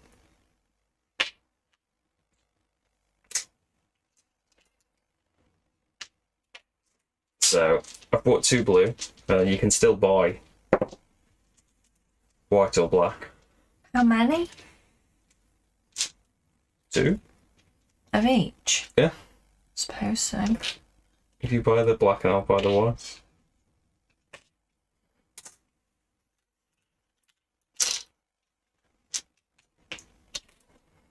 And then it doesn't really matter what the other dice are, because we can surely do this. So, 4 more dice from the pool. Is that right? Yeah, 6 there. There's another blue. It doesn't really matter. There's another blue. So the blues can be anything because we're using psionic. And even if we couldn't do the dice, even if we couldn't do the other things, we didn't even need it. There's a 4 and a 1 right there. Boom. So we might as well just re-roll, I suppose. First up, I mean, I've got a black 2 there, which I'm happy with. I'm going to use my rerolls and see if I can get a black 3 with the other one. Where are those rerolls? Here somewhere. 4 of them. With 1 card action. And if worst came to worst, I could use Scribe to set things to 3s. I think I can just turn it into a 3. Okay, yeah. Yeah. Can you turn it into a 2? Well, then maybe I would want to just turn a white into a 3, although I can reroll white. What was this? Like 5. So why don't we? I can turn... What can I turn a 5 into? A 1 or a 3, that's annoying. Can I turn a 6 into something? Turn 4 into something? I can do... No, stop. Well, I can do... Turn both whites into a 3 and a 2. Well, that equals 5. Okay. Do that then. And I'll just reroll this. I might just leave it there and do the... Flip it. Decrease it by 2. Oh. And then flip it would be a 3. Oh, well, it's a 3 then. I can just decrease it by 1. When I find that card, there it is. Decrease a black by 1 or 2. Oh, Mario, no, you're right. We need to do the 5s as well. Oh, the 5s as well. Okay. So we've got a 5 blue, and we can set the blue to anything when we had them. Okay, so, I can turn 1 white then. Yeah, we might as well have set that to 5. Okay. So we might have done things a bit differently. Funny. We haven't used any extra plays yet. We can surely do it. Okay, I'll turn it white. So that's an extra play. And then we'll just add a black with the Weasel. And I can just keep doing my rerolls because the additional cards don't count under the limit, right? So add in the Weasel. What do I need? 6. 5. 5. There you go. Amazing. Boom. Easy. Don't even use the bonus play. Easy. I should have used a bonus play. Right. And didn't even use Scribe. So that's that. The Colossus opens the rift easily. Easily. There it is, look. Oh, yeah, it did say 9 dice in 3 rows. As you begin to work with the strange controls of the machine, you fall into a rhythm. Gundor calls out instructions and you rush around the Colossus's bridge, flipping switches and turning knobs and pushing buttons. That did it! Gundor exclaims. Nicely done. That should carry us right to Afril. You hold onto the control panel as the Colossus reaches forward and rips the air before it into 2. Suddenly there is a clean rift large enough for the Colossus to step through. With one final flick of a lever, the Colossus steps through the rift. Gain 3 XP. Turn to the end. Do we do the end before you do your end? It's after. Yeah, I can't remember. My thing is afterwards, I think. After the conclusion of the story. Did you get 3 XP?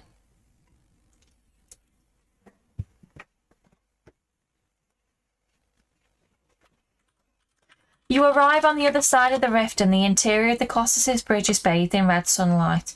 The Colossus wades into an endless grey ocean, which is interrupted by a gigantic cluster of purple stone archways nearby. Moving toward this structure, the Colossus sinks deeper into the sea with each massive, shuddering step. By the time you approach land, the water is up to its neck, and your vision is obscured by steam. You smell burning metal from the passageways below. Glass shatters as you collide with land.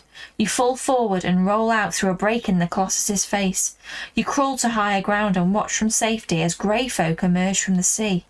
While the creatures of this strange world destroy your only way home, you take a moment to reflect. Uh-oh.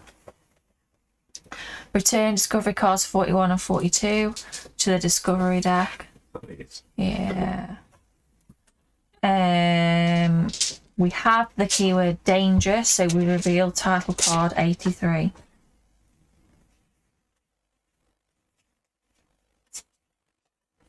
Hostile life form. The Clinox currently assess you as a threat. They are unlikely to welcome you into their spaces and will probably treat you as an active enemy if they meet you. We got that keyword from helping. I suppose maybe that thing that was pouring the purple. Yeah, maybe it was one of them. Yeah, we annoyed them. Well, it was hurting construct. I don't know. We didn't get Starlit Ascendant. Construct's duty, no. We got Wandering Construct, didn't we? Yeah. You find yourself imagining B143's new life, adventuring across Ulos, What a strange joy it must be to live thousands of years in obedience to a set of commands and then suddenly break free. B143 seemed so excited to leave his old pattern behind and test his fortunes on the open road. You hope he is safe in his journeys. The rubber-bodied, crystal-faced creatures you encountered in the Colossus were hostile and strange. You remember their powerful magic and wonder about its source. Perhaps if you encounter them again, you might learn their secrets. Okay, we have the keyword Gundor.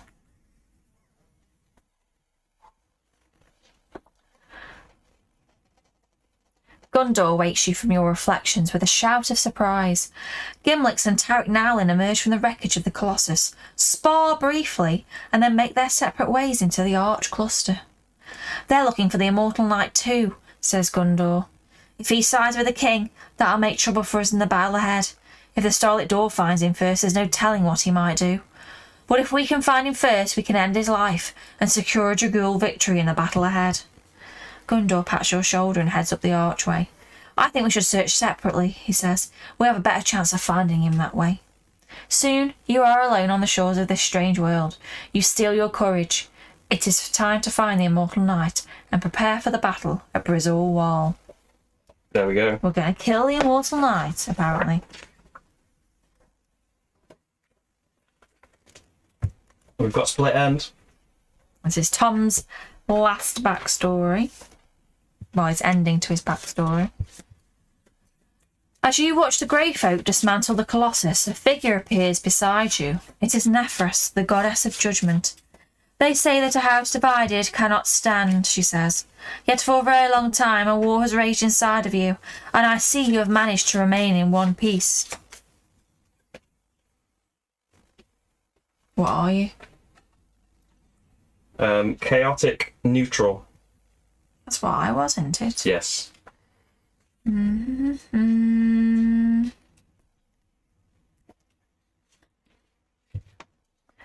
Nephros stares at you and nods thoughtfully. You are neither Madia nor Thaddeus, but something more. Unlike Thaddeus, you care more for yourself than for others. You have developed Madia's bitterness and lack of compassion, yet you have inherited from Thaddeus a distaste for rules. Whatever choices you make, you will not be shackled or hamstrung by arbitrary standards of behaviour or codes of conduct. Reveal rare cards 59 and 61. Are the same as mine. I think so, because there's a lot of copies of the same card. Continue to the final entry below. A new integration. Nephros vanishes. For once in your life, both Thaddeus and Madia are silent, carefully considering Nephros's words. Perhaps now you will be able to see beyond surface conflicts toward a deeper unity of purpose. Or possibly not.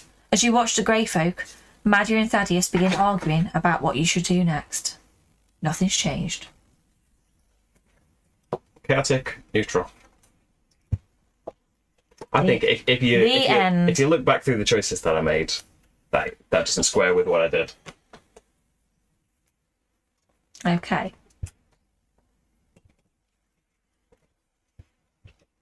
I think maybe the game itself is fantastic. Maybe we shouldn't have saved Tarik Nowlin. Maybe. Although I doubt we would have killed him. I think he would still be in the next game. I don't feel like the expansion's like the story's nice in it, and that there's like a bit more to your character, I guess. I don't feel like the expansion really added. Yeah, I don't. The choices seem strange sometimes, and especially the results of those choices. And then in the end, we just both got the same two I was cards. gonna say, and like really, we got a couple of. Yeah, I was hoping that the cards would relate to what we'd done somehow. Like they've related to the choice we made. We got a couple of keywords like titles that didn't really do a lot. They only mattered for the story itself. But probably only got maybe one thing affected or two. Yeah, I suppose it did help a little bit along the way. But yeah, I wouldn't say it was an essential thing. It's nice to have some more story though all the time. So there we go. We've got the market to do. How much XP have we got, right? Where's the cards? 4, 5, 6, 8, 10. 21. And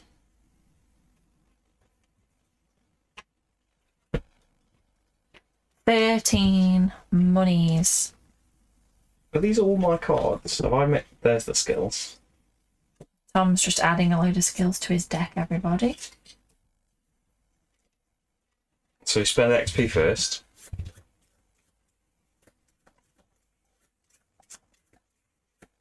What should we do? Like, how much is it to do the combat dice limit and the bonus play? It just feels like them. Do you want to do combat dice or bonus play? Either. How much are they? Well, combat dice 10. is current combat dice plus 5. Party bonus play. Play limit plus current bonus play limit plus 5. So it's 10 to do the dice limit. 2 add 4, yeah. No, 2 add 4 10, 5. Yeah, 10 to do the dice limit, 11 to do a bonus play. So that's our XP, isn't it? Yeah. Let's do that then. But it seems more useful than ever getting an attribute. No, I suppose, like... We would want to be taking HP maybe if, like, we were always getting battered, we're resting we're too not. often to... Yeah. Because it's so easy to rest.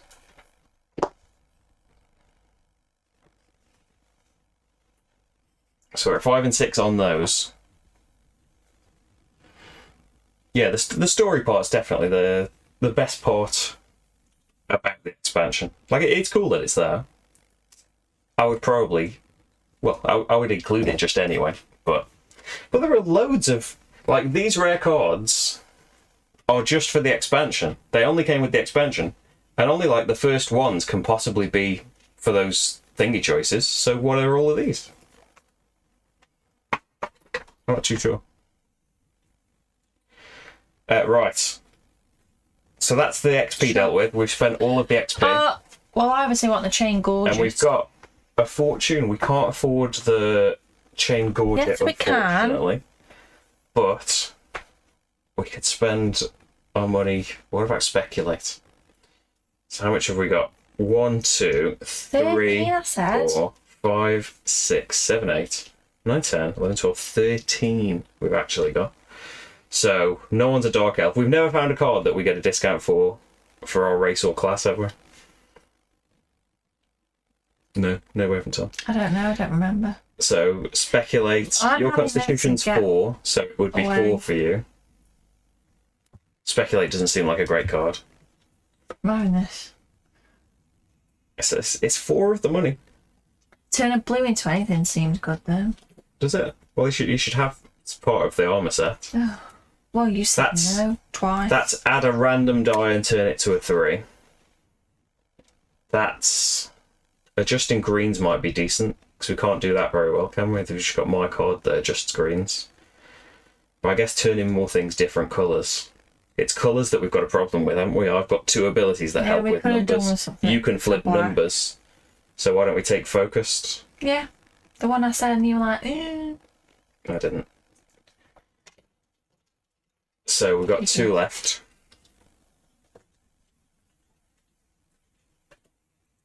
I think that's better than the other ones. Like, the abilities... Yeah, I guess, like, if we were finding it harder and we had a lot of fatigue, we'd be more into these remove fatigue and refill your slots and stuff, but generally, because it's so easy to rest, we don't really have to think about... Like, I've got some cards that do that, but I've never played, like, refill your attribute rows, get these cards back. I didn't even play that this time. To copy, like, it's a once per adventure one to copy another die number. Didn't even need to do that. It's just because we kept doing Psionic all the time. And Scribe. Well, there we go. That is Adventure 9. There is only 10 and the finale to go. Who knows what'll happen? We've got hostile crystal life forms and all sorts coming up next time. And that'll be, probably, you'll find out on Monday, but probably be Friday at 5 PM. What's it, Rach? Maybe. So, yeah, thanks for joining us, everyone. That's it for this week. Monday will be the post on all of the places telling you what the streams will be. I'm not sure what they'll be yet. They'll be a Boon Lake or an Obsession, because they're next up in the votes. Arc Nova won. That got done this week. Obsession or Boon Lake next week, and probably the other one the week after that.